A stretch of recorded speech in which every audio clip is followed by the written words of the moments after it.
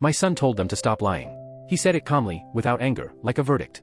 In that instant, everything collapsed. I don't know if I've lost my family, or if I've finally seen it clearly. 3 weeks before Christmas, my brother Zach sent me a text that didn't sit right with me, though I swallowed my thoughts and let it slide. Hey man, this year's tight. We're keeping it low-key. No kids, just adults. Hope that's cool. No kids. Just adults.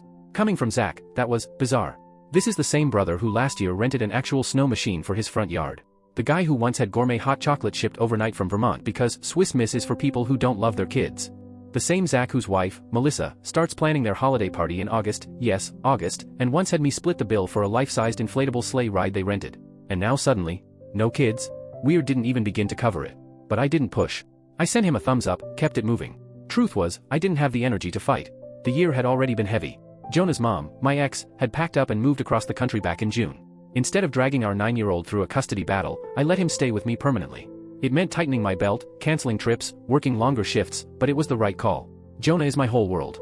When I told him about the supposed no kids this year party, he didn't cry. He didn't even ask questions.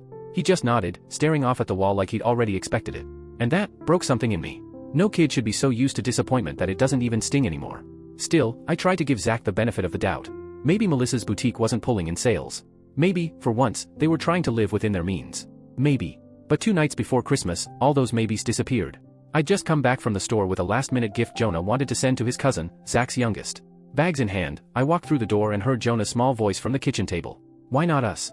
He didn't even look at me. Just tapped the screen of his tablet and spun it around. Melissa's Instagram. A carousel of photos.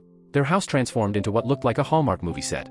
Dozens of kids everywhere, cousins, neighbors, even kids from their church, faces painted, candy canes sticking out of little hands. And right in the middle of it all? Santa. Not some cheap suit, either.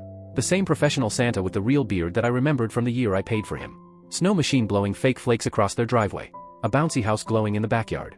And then, Jonah's cousin, the very one he'd picked out a gift for, ripping open a massive Lego set. Behind him, his name spelled out in glowing lights like he was the star of the show. The caption under it all, creating magic for the best kids in the world.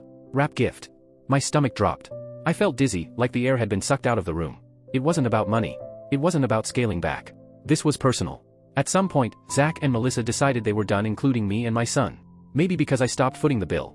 Maybe because I wasn't shiny or useful anymore. I don't know. But what I did know. They hadn't just cut me out, they cut Jonah out too. A 9-year-old. And they lied to do it.